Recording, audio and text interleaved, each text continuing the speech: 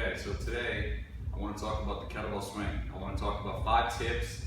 These 5 tips, I believe that if you can perform this on a daily basis, whenever you perform the kettlebell swing, I believe it will create more explosion and power to the person. So I believe it's very important to follow these five tips. Tip 1 is to realize that the kettlebell swing, the actual movement it involves, it's not a squat, it's actually a hinge. What I mean by that is, sometimes a common mistake is when we see someone do the kettlebell swing, when they do it, they're kind of coming down into a squat and they're coming up. Okay, so it's like this. When really it should be a hinge. When I say hinge, it means I'm taking the butt and bringing it back. So really, I'm just flexing at the hips. Butt going back, and I come forward versus a squat. So it should look like this. Come in. Okay, so that's tip number 1.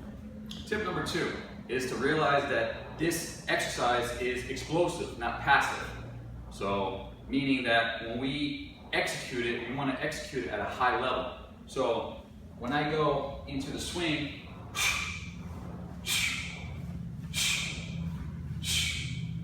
I want to create a snap. I want to create explosion, generate force here at the hips. I don't want to be passive. I don't want to come softly, because then I defeat the purpose of this exercise. What I'm trying to do is create more explosion. Also, another tip number 3 is with the kettlebell, don't allow yourself to lean back on the kettlebell. That's another common mistake when we get to the top, that we are coming back when actually you need to engage your core, activate your core and your glutes to come up into a nice straight posture and not back where you can hurt your lower back. So everything strong, tight, keep myself upright so I don't allow myself to go further back. Also, tip number 4 is don't let the kettlebell drag you down. Just follow the kettlebell.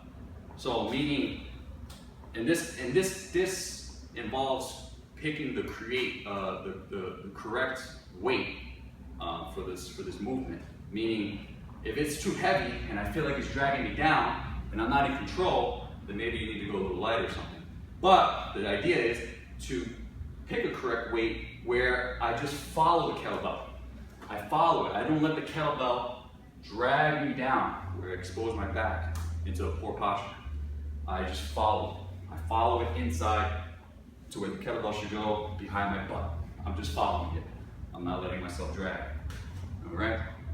And the last tip number 5 is the height that you get the kettlebell depends on you, depends on the explosion and the snap of the hip. Meaning, if I'm just doing this with no real explosion, well, the kettlebell is just going to stay at a low point. But if I go to snap and explode, as you can see, now I'm creating the kettlebell to move at a higher level. And I'm not using my arms to lift it up, I'm using my hips. Alright, so those are 5 tips that I believe that if you can follow those tips, you'll get more out of the kettlebell swing.